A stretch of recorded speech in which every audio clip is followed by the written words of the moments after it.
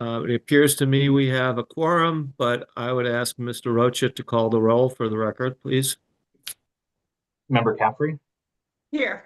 Member Cuniff, Here. Member King, Here. Member Kelly, Member Green, Member Selbin, Did you hear me here? there we go, Okay. and Chair Marks. Here. Okay. You have a forum. Okay, and next, our agenda for today. Anyone need more time to review it? If not, are there any changes or a motion to approve as presented?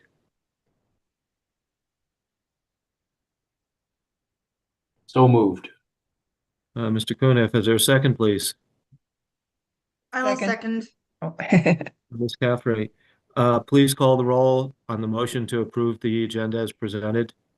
Member Caffrey, Yes. Member Cuniff, Yes. Member King, Yes. Member Selbin, Yes. Chair Marks.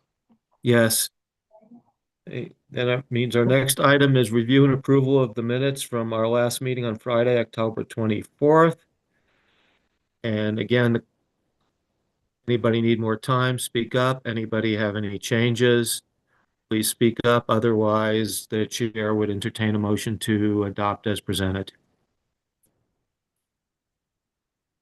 I so move. That was Ms. Selbin. I'll second. Looks like Mr. King. Hearing no discussion, please call the roll on the motion Member to approve the minutes. Yes. Member Cuniff, Yes. Member King, Yes. Member Selbin, Yes. Chair Marks. Yes. Okay. Okay, our next item is a discussion of pending litigation, which is the action Center Pacific Action versus the Board of Ethics and Campaign Practices and the City Clerk. It's numbers CV 25-1120 JBJHR. And this is on the agenda so we can hear a report from council about the status of this. I don't think we'll be making any decisions. We noticed it as a potential closed session. I'm not sure that it needs to be in closed session. If certainly not to hear the information that's on the public record so far about what the case is about and the status.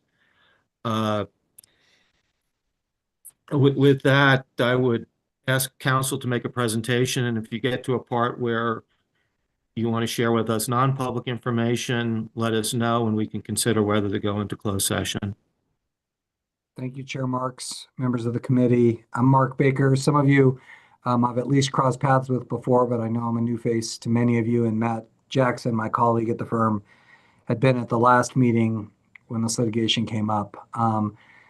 Just focusing on the stuff that everyone knows from the public record and keeping it at that level since we're not in closed session.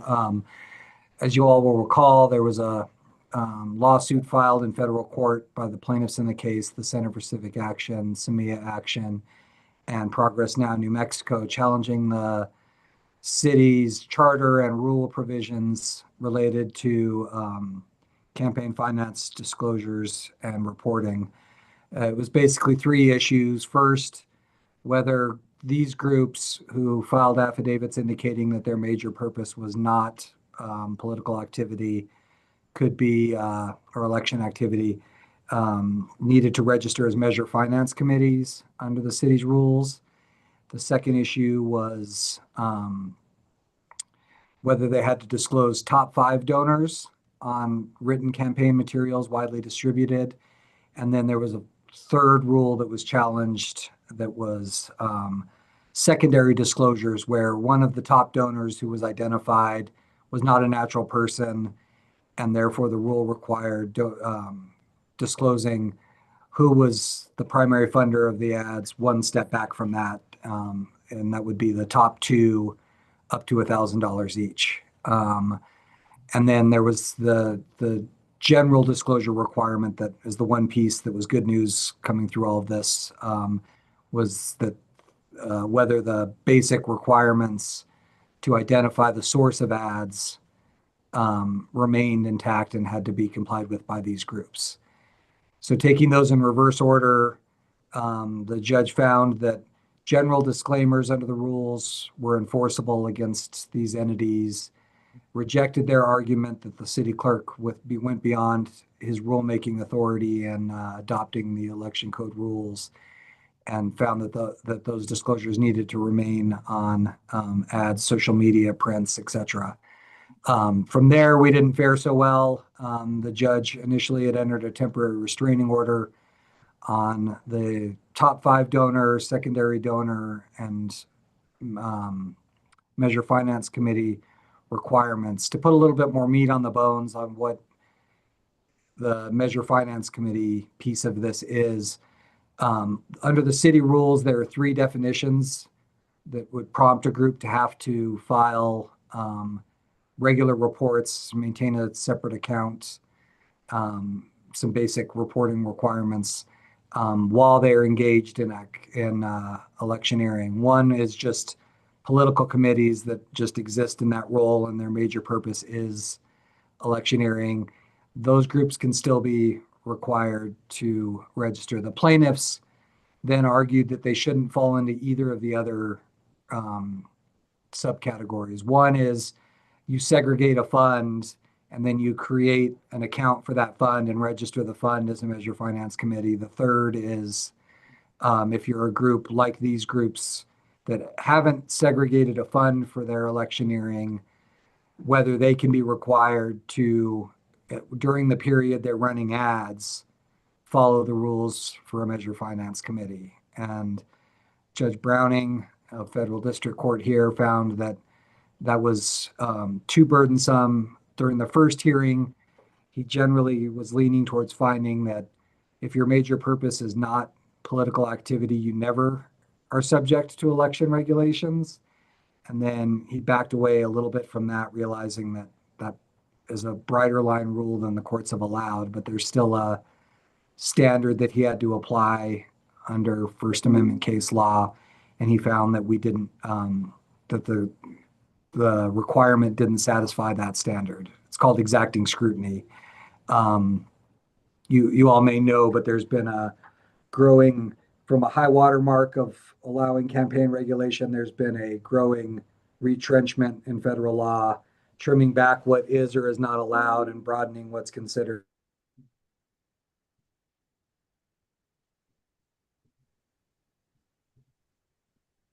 I think we lost Matt. Oh, no. I see everyone else moving, so I know it's not me. Let's give him a second. Reconnect.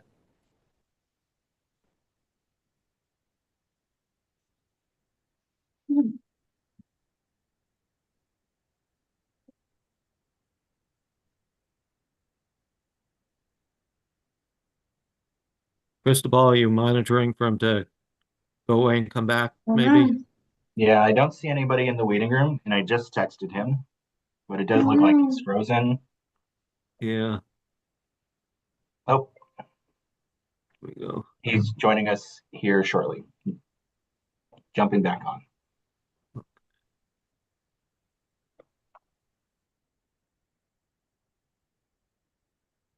And let the minutes reflect that Member Kelly has joined us. I see his handsome visage in one of those little squares. Welcome.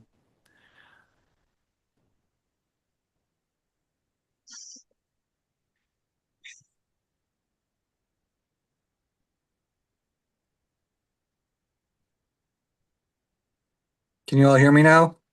Yes, we can, Mark. We lost you when you were talking about from the high water mark. It's courts have been restricting what regulations are permissible. Yeah, so the Judge Browning found that these requirements fell outside what's permissible under the current state of the law. as it relates to the MFC registration requirements, the top 5 donor disclosure and the secondary donor disclosure. And so we had, I apologize, under a normal briefing schedule, we would have, even though you guys are sued in your official capacity, and so it's functionally just a suit against the city, I would have tried to integrate you all more in feedback on the briefing, but we were moving on Oops. brutal deadlines. Ugh. Oh, Can you not hear me? Yeah, I can hear you. Yeah, I can hear you. Okay. Chair Marks, can you hear me?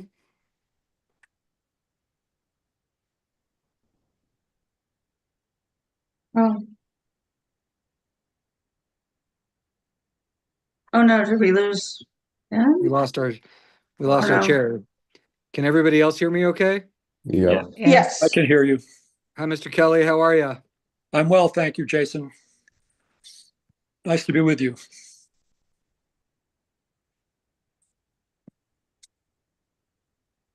Are you reading me, Jason? Jason fell off, but Mark is on by audio. Okay. So long as I'm on at the moment.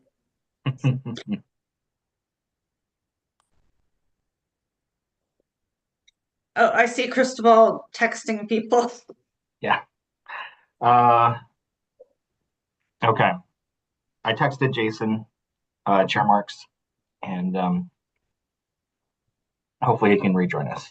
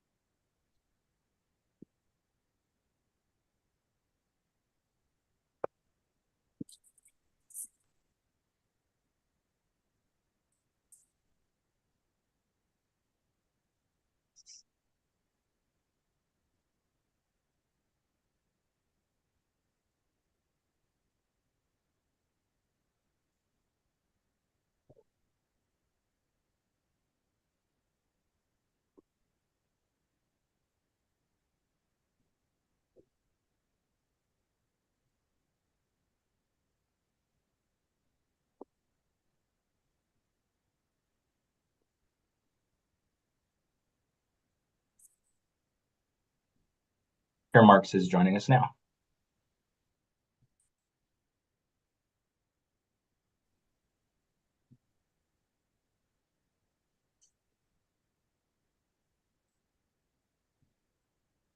Is anybody on here? Yes. Cristobal? We're still here. Yeah. So it's, Okay.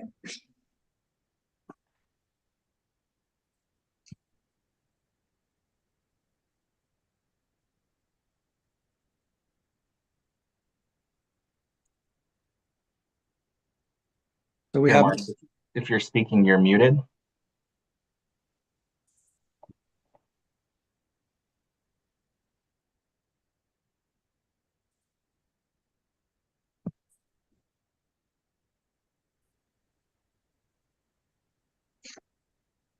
Hmm.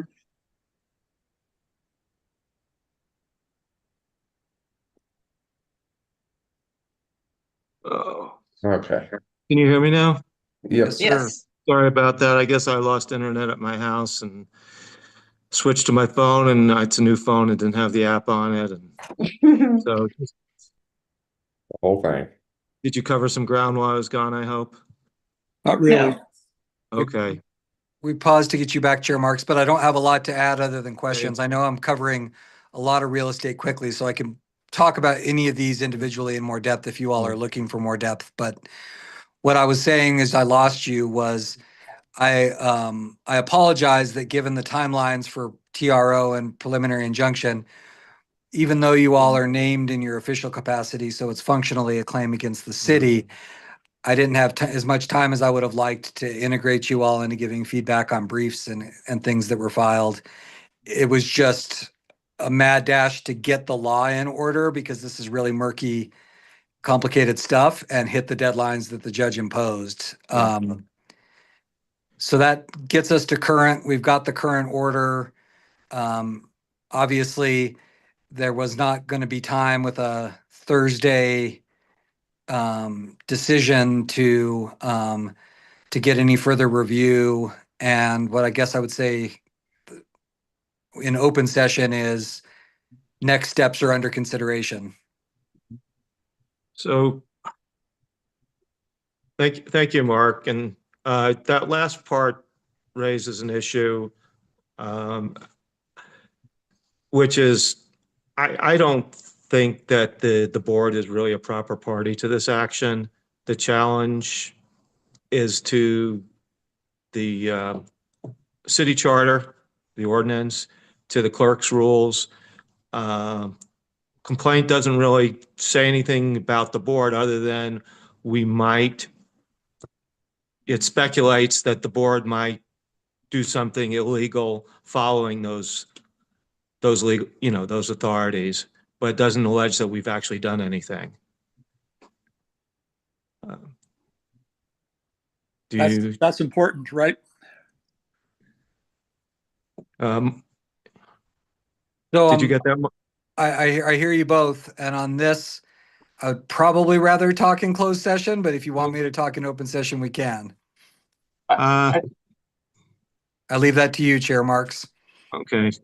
I'll leave that to the members. I personally I'm not a big fan of closed sessions.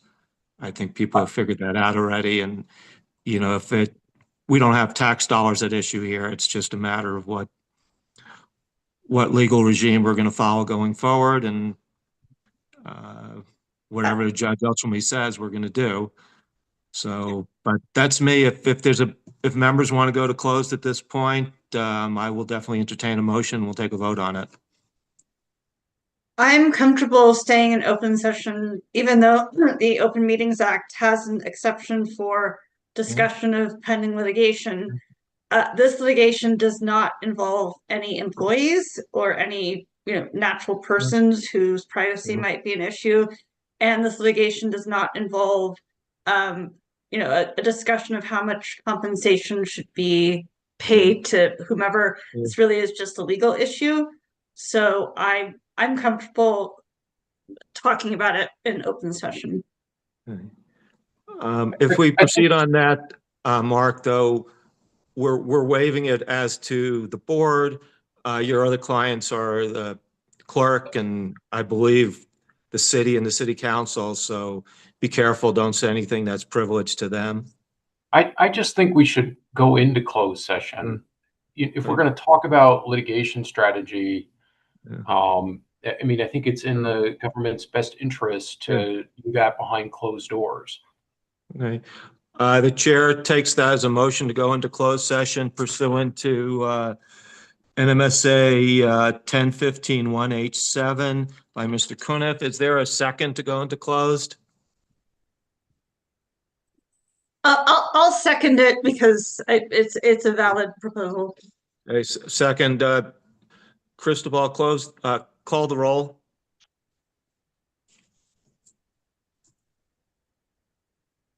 Member Caffrey, Yes, I'll go close. Member Kuna, Yes. Member King, Yes. Member Kelly, Yes. Member Selvin, Yes.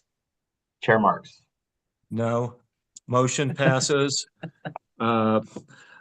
So what do we do I will, technologically to do this? I'll move you into a Private room? to a breakout room Okay. and with Mark.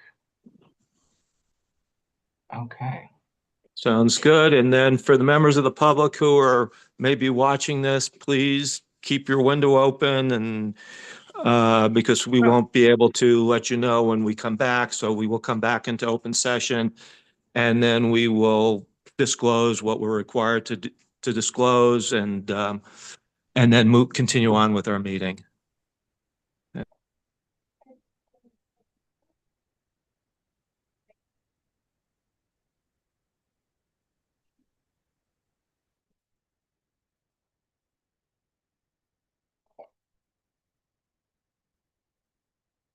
off my camera. You can as well at this point. All right.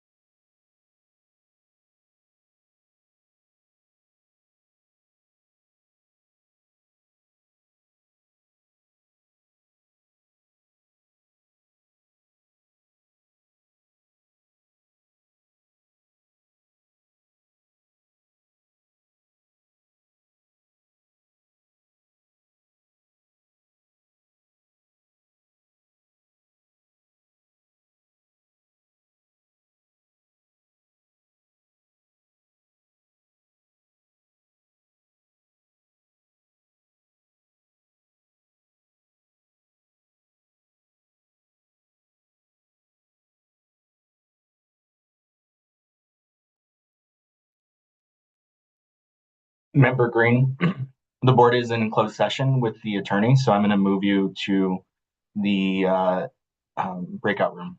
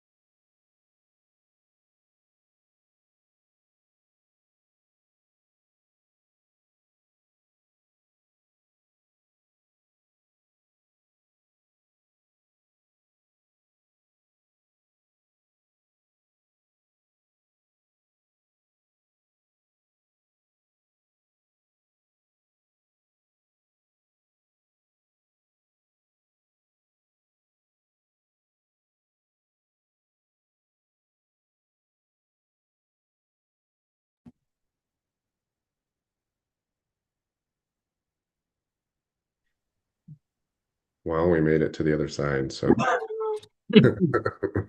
That's kind of scary.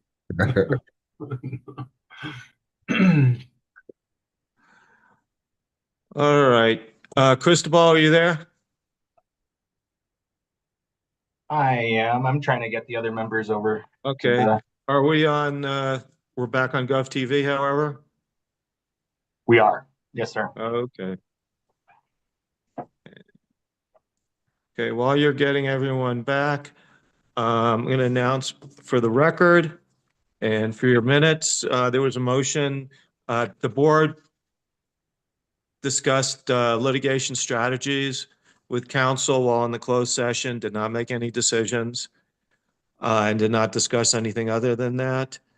And then there was a motion by Member Cuniff, seconded by Member King, to exit from closed session, and all members voted in favor of that motion. And so now we stand in open session. Thank you. Made that record here.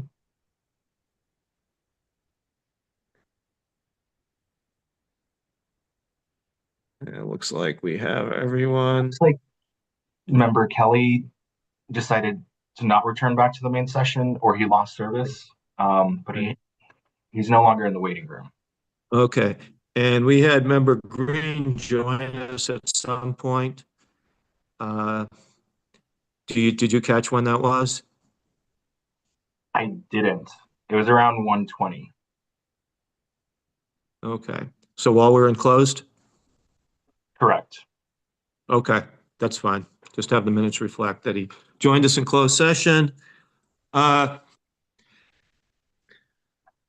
And we're ready to move on to item 5, other business. Mr. Rocha, did you have any other business? I just, Chair Marks, the board has received a ethics complaint from Damon Eli versus Paul Gessing relating to the yellow shirts that say "I love Tim Keller," and so I am going to reach out to just a timeline. I'll reach out with the clerk to set up a settlement process if they are interested, and schedule one if they would like to. If not, at that time, I'll schedule a hearing with the board, and we'll go through the process. Right.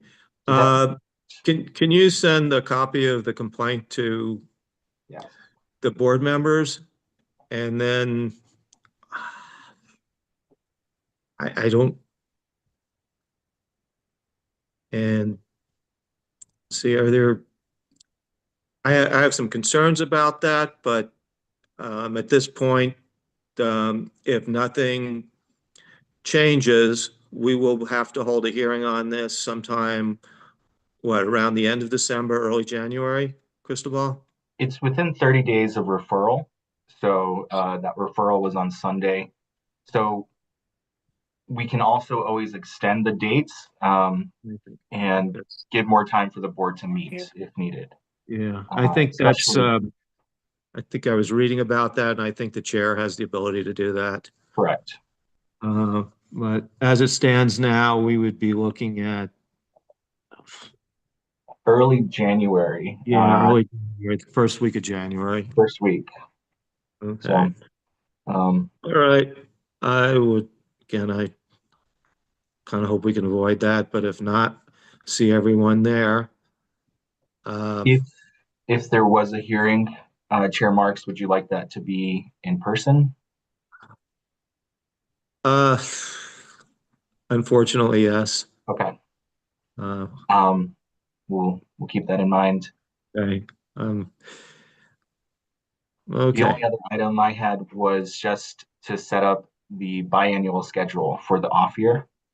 And if we do have a hearing, I can send some preliminary dates for the board to discuss if that's the right time periods, but it is in our rules to meet twice in an off year. Okay. So would that be like April and October? Correct. Or May and November. That's around the biannual schedule that electeds file their reports. Yeah. Okay.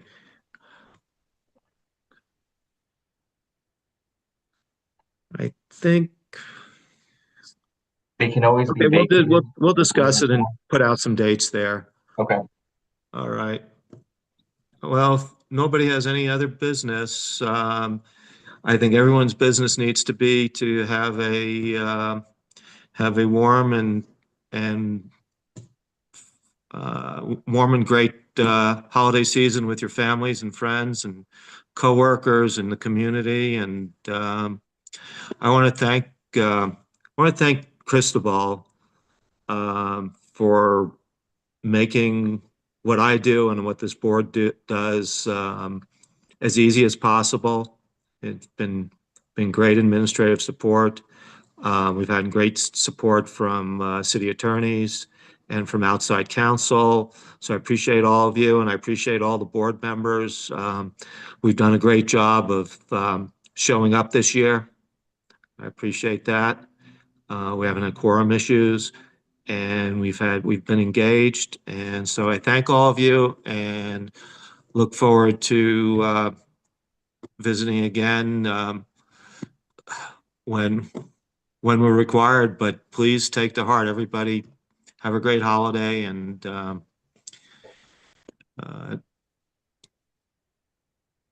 with that, let's do a motion to adjourn. The chair moves that we adjourn. Is there a second?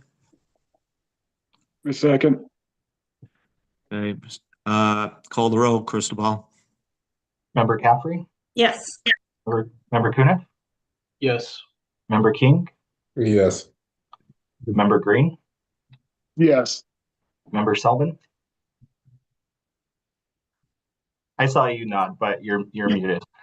Chair Marks. The board takes a yes from Ms. Selbin, and the chair says yes. We stand adjourned.